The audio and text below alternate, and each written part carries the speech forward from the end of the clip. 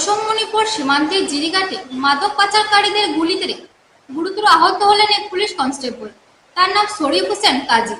বর্তমানে তার চিকিৎসা চলছে শিলচর মেডিকেল কলেজ হাসপাতালে। অবস্থা সংকটজনক। ঘটনার পর অতিরিক্ত পুলিশ বাহিনী ঘটনাস্থলে পৌঁছে, তবে অভিযুক্ত পালিয়ে যেতে সক্ষম হয়েছে। ঘটনার তদন্ত চলছে বলে জানান কাছাড়ের এসএসপি সঞ্জীব কুমার শইকিয়া।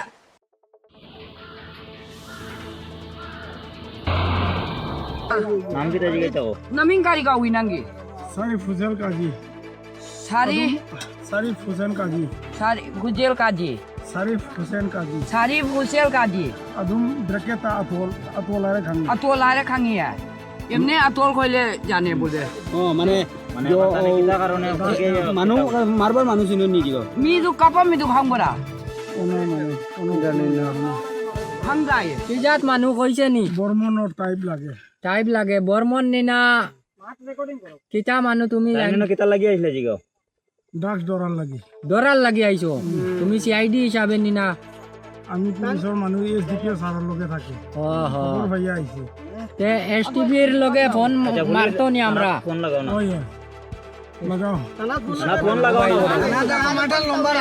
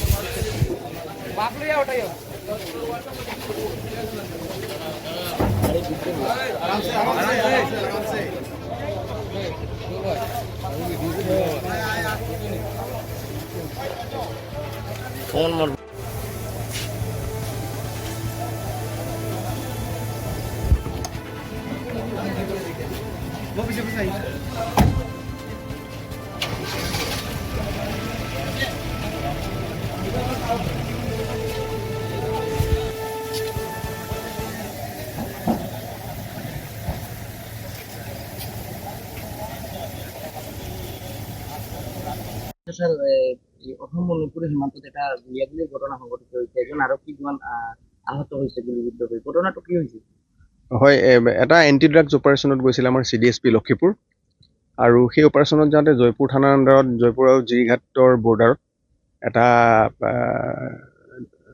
এনকাউণ্টাৰ সংঘটিত হয় আৰু আমাৰ এজন জোৱান গুলি লাগিছে আৰু আমি ইতিমধ্যে অপাৰেশ্যন লঞ্চ কৰিছোঁ ড্ৰাগছ এণ্টি ড্ৰাগছ পাৰ্টিৰ ওপৰত আৰু আমি বিহিত ব্যৱস্থা লৈছোঁ আৰু আমাৰ যিজন মানুহ আহত হৈছিল তেখেতক আমি মেডিকেল কলেজত ভৰ্তি কৰিছোঁ।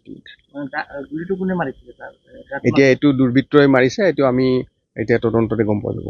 আমি এটা খবৰ পাইছোঁ ছাৰ তেওঁ অকলে গৈছিলে তাতে আৰু তাৰপিছত তেওঁ ৰক্তাক্ত অৱস্থাত তাৰ বডি তাতে আছিলে তাৰপিছত ৰাইজে আৰক্ষীক খবৰ দিছে না আমাৰ টীম গৈছিলে সম্পূৰ্ণ এটা টীম আছিলে CDSP আছিল লগত নিজে আৰু লগত গোটেই যি টীম যাব লাগে SOP সেই গোটেই টীম গৈছিলে লগত।